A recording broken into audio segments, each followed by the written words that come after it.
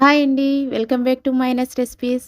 ఈరోజు మైనస్ రెసిపీస్‌లో చాలా ఈజీగా, టేస్టీగా, యమ్మీగా అయిపోయే స్నాక్ చూద్దామండి. చాలా బావుంటుంది. చాలా క్రిస్పీగా ఉంటుంది.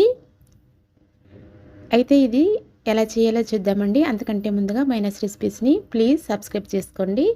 ఇప్పుడు దీనికోసం ముందుగా 1 కప్పు మైదా తీసుకోవాలి. ఇందులో కొద్దిగా సాల్ట్ వేసుకుని, అలాగే వేడి చేసిన నెయ్యి వేసానండి. నెయ్యి ప్లేస్‌లో నూనె కూడా వేసుకోవచ్చు. ఇలా దీన్ని ఒక్కసారి కలుపుకోవాలి.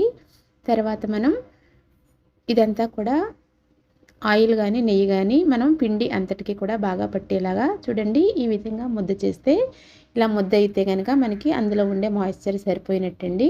ఇప్పుడు దీనిలోకి కొద్దిగా వాటర్ పోసుకుంటూ చపాతీ పిండిలాగా కలుపుకొని పక్కన పెట్టేసుకోవాలి. చూడండి ఈ విధంగా కలుపుకొని మూత పెట్టి పక్కన పెట్టుకోవాలి. ఇప్పుడు మనం దీనిలోకి స్టఫింగ్ చూద్దామండి. దీనికోసం నేను పెసరపప్పు తీసుకున్నాను. ఇలా ఒక అరకప్పు పెసరపప్పుని నేను 2 గంటల పాటు నానబెట్టి తీసుకున్నానండి. బాగా నానుతుంది. 2 గంటలు నానబెడితే సరిపోతుందండి. ఇప్పుడు ఇందులో ఉండే వాటర్ అంతా తీసేసి ఇలా మిక్సీ జార్లో వేసుకుని కొంచెం కోర్స్గా గ్రైండ్ చేసుకున్నాను. మరీ పేస్ట్లా కాదండి, కొంచెం పొడి పొడిగా ఉండేటట్టు, రవ్వగా ఉండేటట్టు ఈ విధంగా మనం పెసరపప్పుని గ్రైండ్ చేసుకోవాలి. ఇప్పుడు స్టవ్ మీద ఒక కళాయి పెట్టుకుని అందులో 1 స్పూన్ ఆయిల్ వేసుకోవాలండి. ఆయిల్ కొద్దిగా హీట్ అయిన తర్వాత దీనిలోకి 1 స్పూన్ జీలకర్ర వేసుకోవాలి. అలాగే 1 స్పూన్ సోంపు వేసుకోండి. మీ దగ్గర సోంపు ఉంటే సోంపు ఫ్లేవర్ చాలా బాగుంటుందండి కచోరీలోకి. తర్వాత దీనిలోకి 1 స్పూన్ కారం వేసుకోవాలి. అలాగే 1 స్పూన్ వరకు ధనియాలు, జీలకర్ర వేయించిన పొడి అండి ఇది, అది వేసాను. అలాగే ఒక అర టీ స్పూన్ వరకు ఆమ్చూర్ పొడి వేసానండి. మీ దగ్గర ఆమ్చూర్ లేకపోతే వెనిగర్ కానీ, నిమ్మరసం కానీ ఏదైనా కలుపుకోవచ్చు. ఇలా ఒక్కసారి ఆయిల్లో సిమ్లో పెట్టుకుని ఫ్రై చేసుకోవాలండి. ఇలా ఫ్రై చేసుకున్న తర్వాత దీనిలోకి రుచికి సరిపడా సాల్ట్ వేసి మనం గ్రైండ్ చేసి పెట్టుకున్న ఈ పెసరపప్పు మిశ్రమాన్ని ఇందులో వేసేసి లో ఫ్లేమ్లోనే పెట్టుకుని పెసరపప్పు అంతా కూడా బాగా పొడి పొడిగా వచ్చేంత వరకు కూడా మనం సిమ్లో పెట్టుకుని బాగా ఫ్రై చేసుకోవాలండి.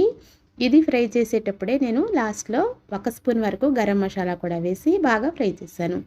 చివరిగా వేస్తే స్మెల్ అనేది బాగుంటుందనేసి నేను లాస్ట్లో వేసానండి. ఇదంతా కూడా బాగా పొడి పొడిగా వచ్చేంత వరకు చూడండి. ఈ విధంగా పొడిగా వచ్చేంత వరకు కూడా బాగా ఫ్రై చేసుకుంటే అందులో ఉండే పచ్చిదనం అంతా పోయి చాలా కమ్మగా ఉంటుందండి స్టఫింగ్ అనేది.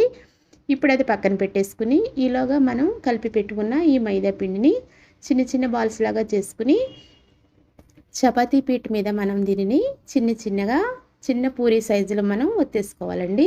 చూడండి ఈ విధంగా చిన్న పూరీల్లాగా ఇలా ఒత్తుకుని మనం చేసి పెట్టుకున్న ఈ స్టఫింగ్ మిశ్రమం ఉంది కదండి, దానిని చిన్న బాల్స్ లాగా చేసుకోవాలి. చూడండి ఈ విధంగా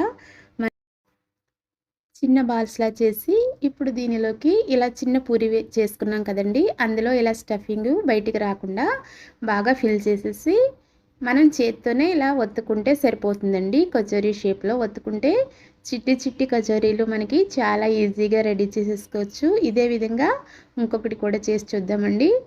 ఇలా రౌండ్ బాల్లా చేసుకుని ఈ చిన్న పూరీలోకి స్టఫింగ్ పెట్టేసి చిన్నపిల్లలకి ఇస్తే ఇది ఈజీగా కొంచెం కూర్చొని చేసి పెట్టమంటే చేసి పెడతారండి. వాళ్ళకి కూడా పని నేర్పినట్టు ఉంటుంది. చూడండి ఈ విధంగా అన్నీ చేసేసుకుని పక్కన పెట్టేసుకోవాలి. ఇప్పుడు స్టవ్ మీద కళాయి పెట్టుకుని అందులో ఆయిల్ వేసుకొని మీడియం ఫ్లేమ్లో పెట్టుకుని హీట్ చేసుకోవాలి.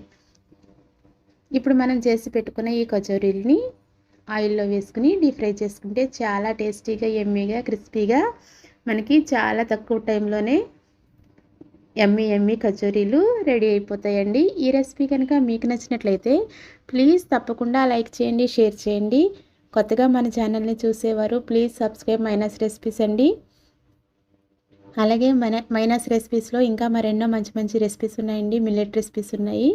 మీకు నచ్చినట్లయితే ప్లీజ్ తప్పకుండా లైక్ చేయండి. అలాగే మీ ఫ్రెండ్స్కి, రిలేటివ్స్కి షేర్ చేయండి. తప్పకుండా రెసిపీ నచ్చితే మాత్రం లైక్ చేయండి. మీరు లైక్ చేయడం వల్ల మరికొంతమందికి మన రికమెండ్ అవుతుందండి. అలాగే సబ్స్క్రైబ్ చేసేటప్పుడు పక్కనే ఉన్న బెల్ ఐకాన్ని కూడా యాక్టివేట్ చేయండి. అలా యాక్టివేట్ చేయడం వల్ల నేను పెట్టే రెసిపీస్ అన్నీ కూడా అందరికంటే ముందుగా మీకు నోటిఫికేషన్ రూపంలో వస్తాయండి. ప్లీజ్ తప్పకుండా లైక్ చేయండి. Thanks for watching.